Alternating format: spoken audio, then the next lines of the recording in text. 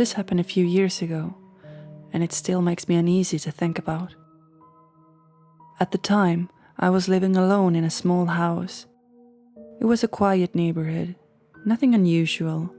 I had never really felt unsafe there before. One night, I was home alone, just watching TV in the living room. It was getting late, probably around midnight. Eventually, I decided to go to bed. I turned everything off, locked the front door like I always did, and went upstairs.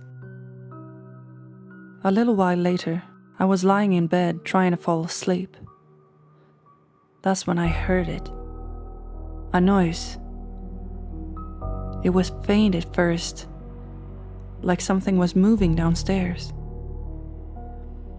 I remember telling myself that it was probably nothing. The house was old, it made noises sometimes. But then I heard it again, clearer this time.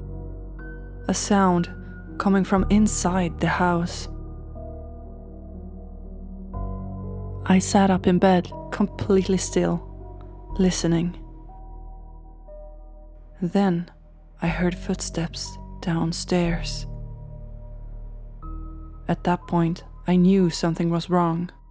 I grabbed my phone and just sat there, not moving, trying to listen. The footsteps were slow, deliberate, like someone was walking through the house carefully. My heart was pounding so hard I could hear it in my ears. I didn't know what to do. Part of me wanted to call the police immediately, but another part of me was frozen. I just sat there, listening. And then I heard something that made it so much worse. The stairs. A creak, then another. Someone was coming upstairs. That's when I finally moved. I quietly got out of bed and locked my bedroom door. Then I backed away from it, holding my phone, barely breathing. The footsteps continued. Slow, one step at a time, getting closer, until they reached the top of the stairs. And then, silence.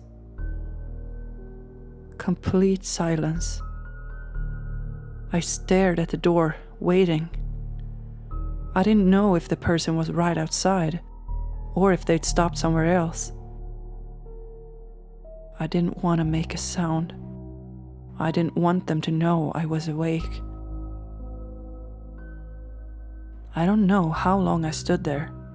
It felt like forever.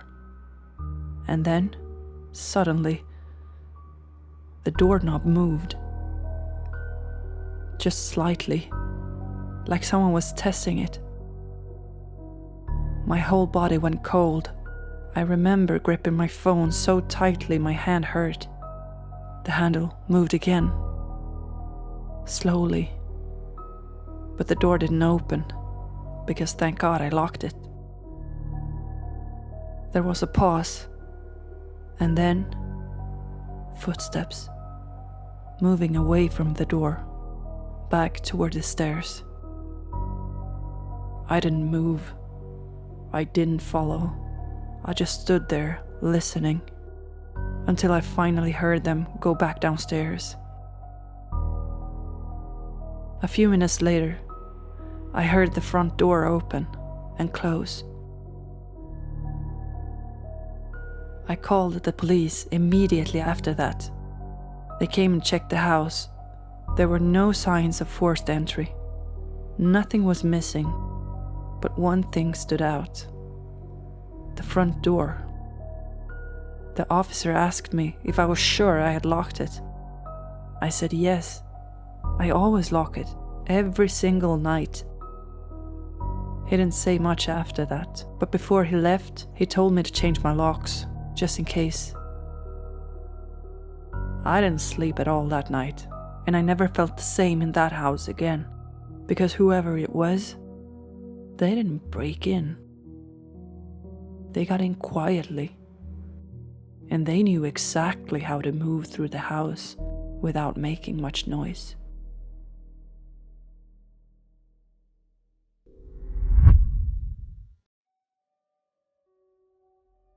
I'm gonna start this story off by saying that at the time this happened, I was a 19-year-old sophomore in college. I was living on campus in their apartment-style dorms, and my college wasn't exactly in the nicest part of the city. So I'd usually drive a little bit farther to go grocery shopping, so I could be in a little more of a safer area. The night this happened, I was going to cook dinner and realized I didn't have some of the spices I needed. Normally, I would have just said forget it and made something else, but the meat had already been thawed for a day or so and I needed to cook it. I debated just going to the Walmart that was 2 minutes away from my campus, but it was getting late and I didn't want to go there by myself in the dark. That Walmart is right next to a major highway, and being a girl by herself, I felt uncomfortable risking it. So instead, I went to the Walmart that was about 20 minutes away, a few towns over. I got to that other Walmart and bought my spices, along with a few other things, and checked out, no problem. By the time I was done, it was now completely dark. I was back at the driver's side of my car and putting a few bags in the passenger seat when I noticed a woman. She was African American, maybe in her 50s, looking at the back of my car. At the time, I drove a really old car, and if you knew your cars, it would be surprising that it was still running.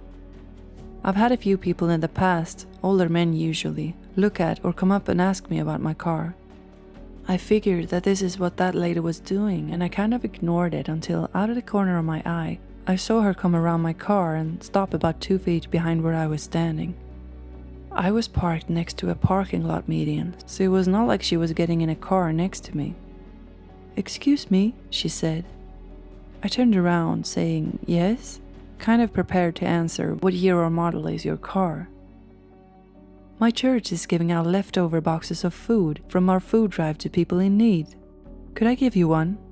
We have them in our car over there." This immediately set off an alarm in my head. I mean, she had just seen me put my groceries in my car. Why would I need something else if I had just went shopping? Also, the churches and food pantries around my college were usually cleaned out after they had their shopping days, were the people who really relied on things like food drives. There was hardly, if ever, anything that was just left over.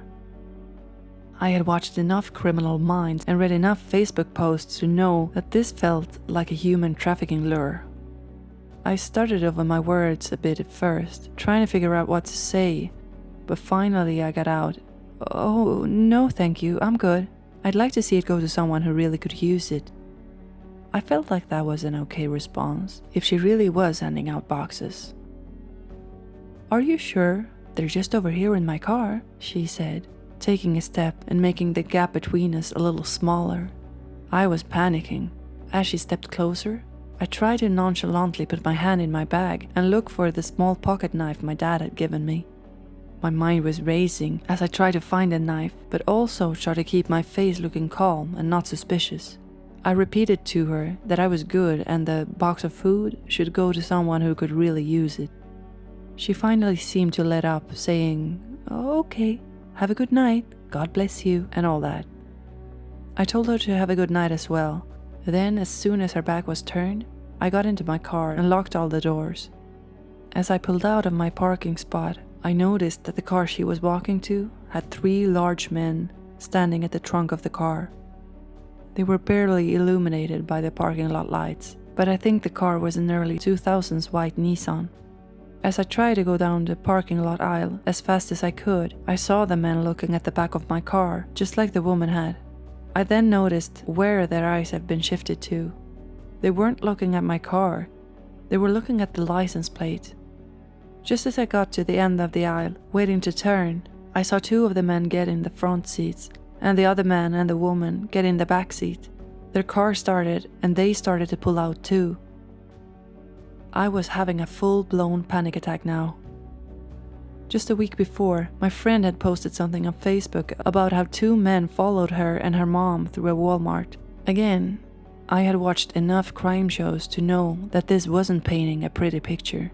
I finally got my opportunity to turn, but that car was coming up behind me. I made the quick decision to take a really odd way back to campus. I made a ton of turns and went through a lot of small streets instead of taking one of the two main roads. I don't think I saw the car again after I pulled out of the parking lot, but I was definitely not risking it. By the time I got back to my college, I had calmed down a little. I started to wonder, maybe I'd been overthinking this. They could have just been good people. And I decided that if they were really giving out boxes of food, then hopefully it goes to someone in need. That was until I was walking behind my car, heading towards my building. There was an SF faintly written in white chalk on the brown part of my car. I was shocked and terrified, knowing that I definitely did not put that there. I said out loud, "Oh my f***ing God," as I practically dropped my bags on the ground and rushed to wipe the chalk off with the sleeve of my jacket. My car had been tagged. After a few seconds of wiping, the chalk was gone, so I locked my car, grabbed my bags, and raced into my building. I got into my door and saw the dinner I was supposed to make, but I had lost my appetite completely. I put everything away and went into my bedroom, still reeling over what had happened in the last 45 minutes. I sent the whole story as a Snapchat video to some of my friends who were just as shocked as I was. My one friend, Sarah, said she thinks SF stood for single female. It made sense, which made the whole experience that much scarier. I called my mom afterward and told her everything that happened, and by the end of the call, she was sending me an Amazon package with pepper spray in it. I didn't go out after dark or by myself for about 2 weeks after that happened.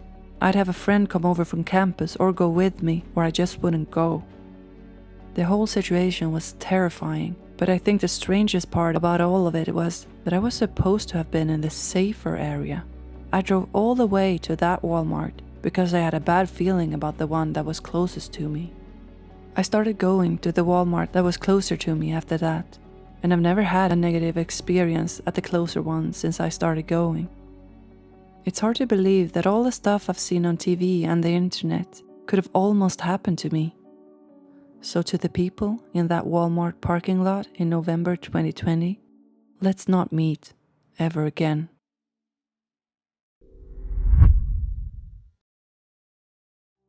It was a hot summer day. I'd gone for a hike and ended up seriously lost, which is a whole other story. Long story short, I'd been hiking through trackless wilderness for miles, and even when I finally reached the road, I was so far from my car that I had no idea which way to go.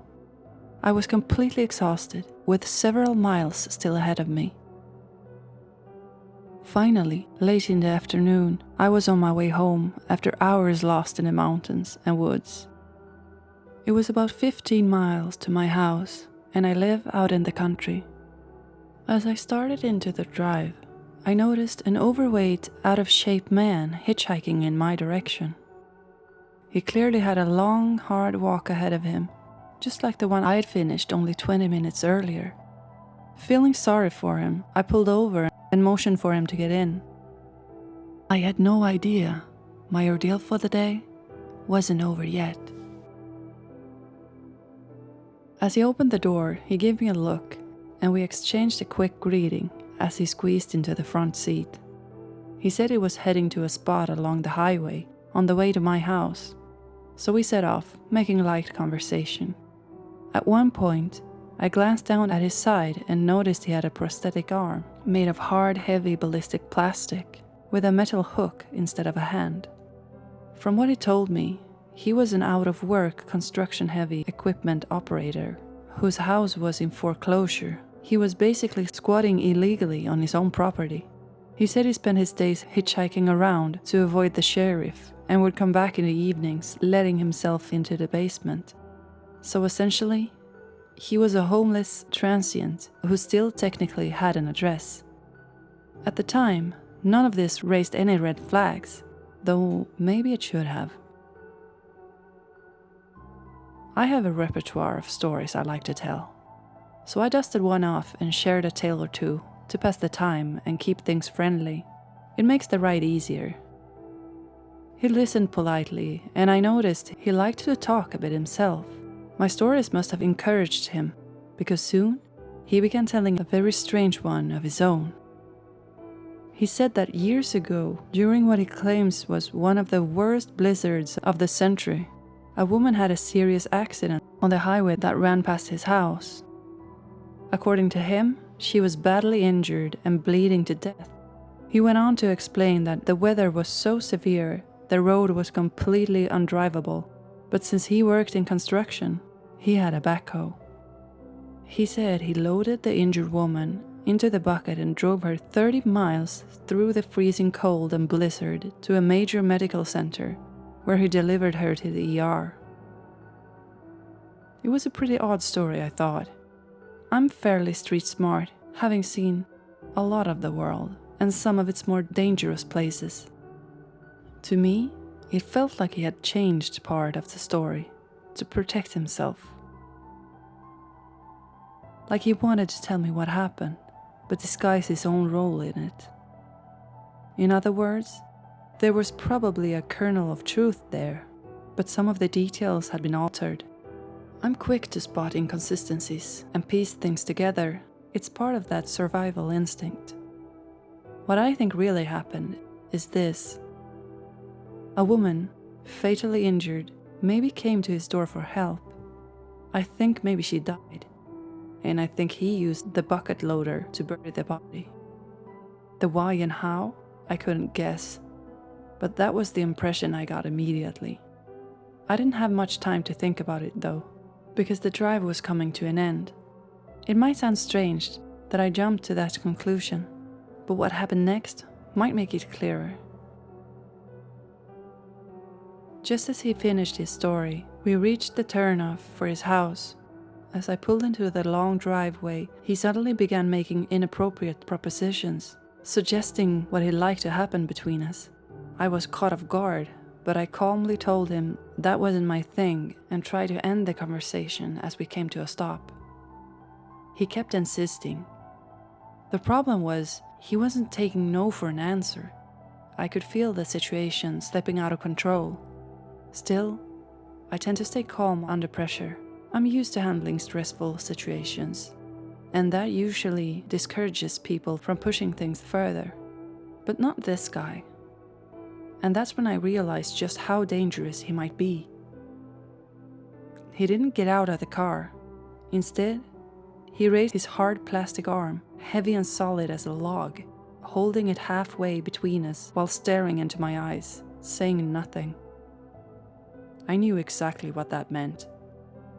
From what I learned in self-defense, if I looked away even for a second, he could strike.